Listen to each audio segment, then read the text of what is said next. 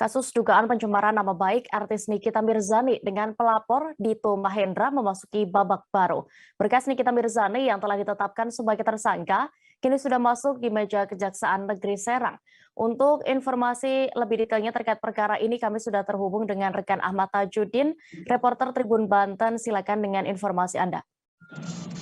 Baik rekan Dea dan Tribuners, perlu diketahui bahwa kasus artis Nikita Mirzani kini sudah memasuki babak baru di mana Kejaksaan Negeri Serang sudah menerima berkas tahap 1 dari Satreskrim Polres Serang Kota, di mana untuk kasus hukum yang menimpa artis Nikita Mirzani ini dijelaskan oleh Kasih Intel Kejari Serang Rezky Niljusar mengatakan bahwa pihaknya telah menerima berkas perkara tahap 1 dari tim penyidik dari Polresta Serang Kota, di mana untuk kasusnya sendiri saat ini dikatakan oleh pihak Kejari bahwa pihak Kejari akan melakukan penelitian terlebih dahulu terhadap berkas perkara tersebut kurang lebih hampir 1 minggu, dan apabila berkas-berkas tersebut telah selesai dilakukan penelitian, apabila sudah perkara tersebut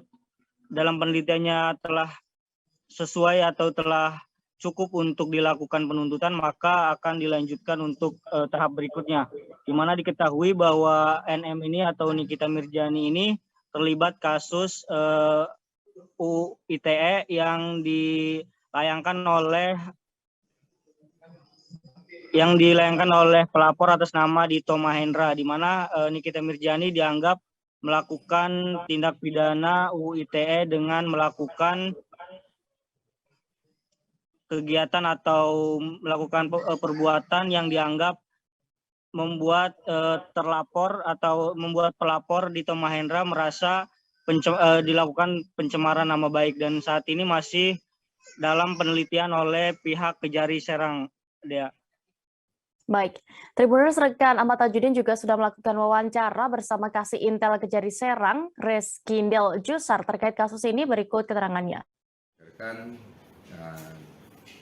Dalam perkara bersama tersangka NM, kami sudah menerima pengiriman berkas perkara tahap 1 dengan berkas perkara nomor BP garing 80 garing 7 Romawi garing res titik 2 titik 5 garing 2022 Reskrim tanggal 11 Juli 2022 yang dikirimkan kepada kami pada tanggal 12 Juli 2022 dengan nomor surat T garing 78 garing 7 Romawi garing res titik 2 titik 5 garing 2022 Reskrim.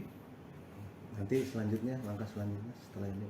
Yang jelas ketika berkas perkara tahap 1 sudah diserahkan kepada kami, maka kewajiban dari jaksa peneliti dalam masalah perkara ini akan melakukan penelitian secara formil dan material apakah perkara ini sudah lengkap atau belum lengkap, tentunya untuk syarat untuk dilakukan penuntutan.